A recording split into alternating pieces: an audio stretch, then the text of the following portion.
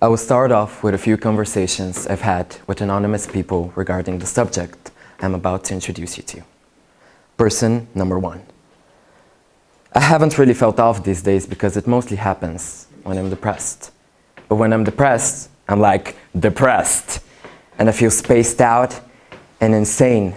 And I just don't care about stuff, which is terrible because I'm naturally an empath. But depersonalization is literally the worst. And I almost committed suicide more than twice because of it. Person number 2. You're not insane. I feel the same. I stutter when I speak and I can't recognize myself in the mirror sometimes. I feel completely detached from this world. Person number 3. I kind of feel like those background characters in Harry Potter that are completely irrelevant and unimportant, and are just referred to as Ravenclaw girl. I don't know, I feel weird, and I'm trying to use my fandom to explain how I feel. Depersonalization, not a disease, not a condition, rather described as a dissociative disorder, but mainly, in my opinion, a side effect caused by extreme anxiety. Depersonalization can consist of a person feeling detached from their mind or their body, or being a detached observer of yourself. Subjects may feel they have changed. The world around them has become vague and dreamlike, lacking in significance, or basically being outside reality while looking in. It took me a year, several mental breakdowns, and hundreds of panic attacks to finally figure out what I was experiencing. It all started on a gloomy summer day when I was out and about with a friend. My anxiety and panic attacks were already starting to creep on me, but boy, if I knew what was coming. As you can assume, I got a huge panic attack in the park. But this time, it was different. I would describe it as what felt like dizzy, but I wasn't dizzy. Or hazy, but I didn't even know what hazy felt like. Everything around me seemed gray and out of place, which made me feel like I was losing my mind. Eventually, anxiety levels rose up and I didn't leave the house for the whole summer season of 2018. My anxiety led me to believe that feeling dizzy meant that I was sick, that I had a health problem. And by being afraid of health issues and sicknesses, or basically being a hypochondriac, it made me feel completely imprisoned. As time passed, I kind of accepted how I felt, but I was wrong. Again, I had accepted my problem as a health issue. And I even remember telling my classmates that I have low blood sugar and that's why I was always eating sweets and drinking water. And yeah, maybe by accepting that I had a health problem is a big accomplishment for a hypochondriac, it still wasn't the case. I got introduced to what depersonalization was by a friend of mine who told me she felt the same.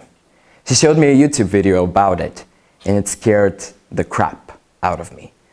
The fact that I was experiencing every single symptom, which include feeling like a detached observer of yourself, feeling like a robot, or that you can't control your own speech and movements, feeling that your memories and thoughts aren't real, or they may or may not be your own memories.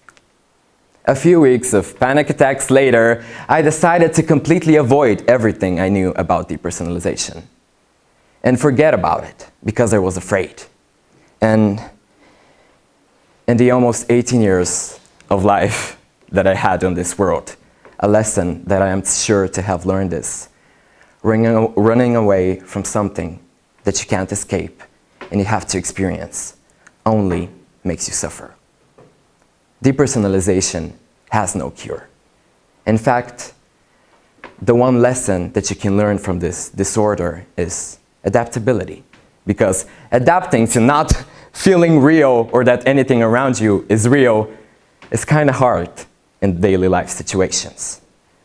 According to depersonalization statistics, up to 66% of people who have suffered from a major traumatic event in their life suffer from depersonalization. Up to 33% of war veterans suffer from depersonalization. 16% of people who have suffered a major head injury suffer from depersonalization.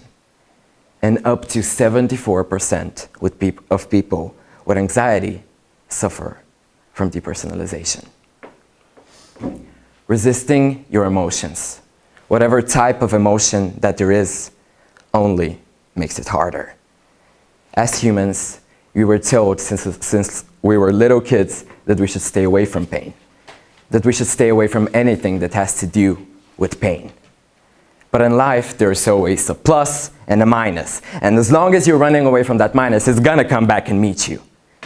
We are so focused on always being happy and feeling nothing but happiness and unicorns and rainbows, and the universe does not work that way. Running away from my depersonalization and trying to forget about it made me feel way more panicked and stressed out.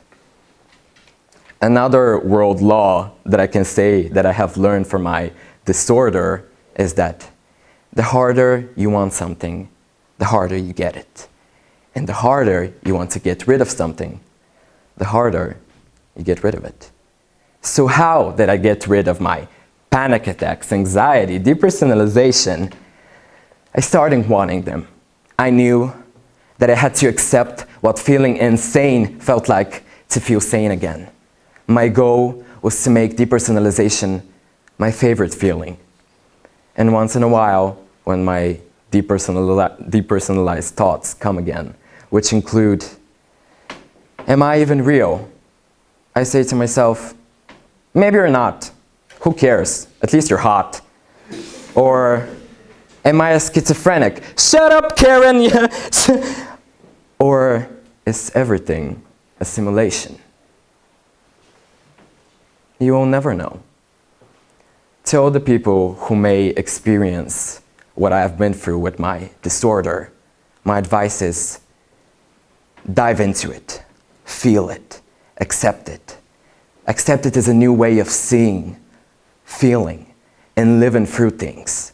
Accept it as a higher level than you have before. Now let's be honest, this wasn't a traditional oratory. I basically gave out all my emotional garbage. And that's why I am truly honored. And I thank y'all for listening. This was very therapeutic for me. Thank you.